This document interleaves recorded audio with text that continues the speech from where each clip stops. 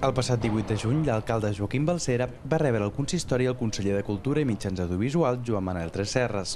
El motiu de la visita va ser múltiple. Inicialment s'havia planificat una visita al Parc Arqueològic de les Mines de Gavà, però posteriorment vam saber que abans d'aquesta, el conseller i l'alcalde havien pactat fer una reunió a porta tancada on van parlar del problema de la TDT a la ciutat de Gavà.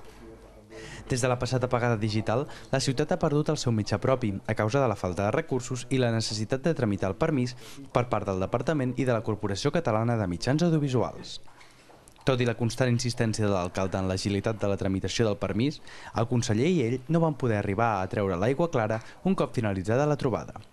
El problema rau en la dissolució del consorci format per diversos ajuntaments de la zona que havien de subvencionar entre tots un sol canal de TDT pel Baix Llobregat, anomenat Delta Televisió.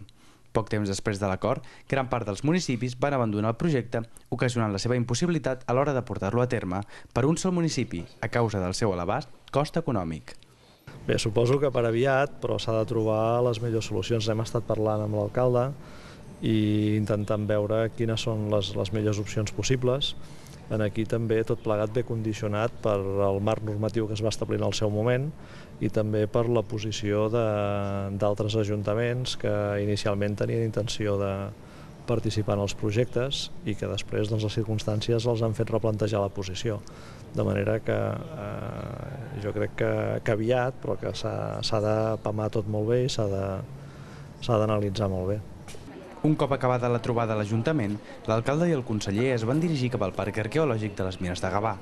Allà van ser amablement rebuts per la directora i el seu equip, que van acompanyar-los durant tota la visita.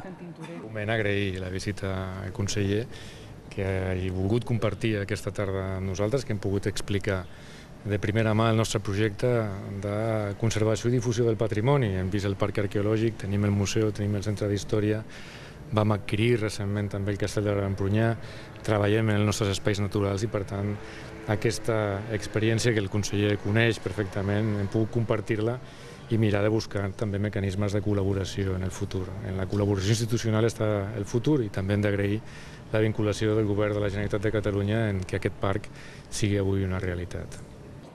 Mitjançant les explicacions dels experts, van ser conduïts per totes les instal·lacions del complex, passant per les projeccions audiovisuals, els blocs amb les diferents troballes fetes, com la reproducció de la famosa Venus de Gavà, i finalitzant amb la visita a la reproducció a escala de les mines originals. Amb una gran expectativa, perquè n'havia vist fotografies i havia vist materials, però realment és bastant impactant.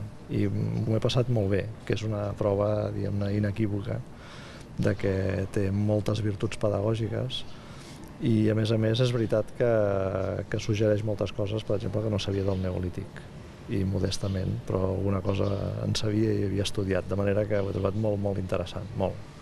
Un cop finalitzada la visita, el conseller va interessar-se per l'origen de les mines i van estar debatent amb la directora una bona estona. Tot això després de valorar molt positivament la seva visita i les instal·lacions.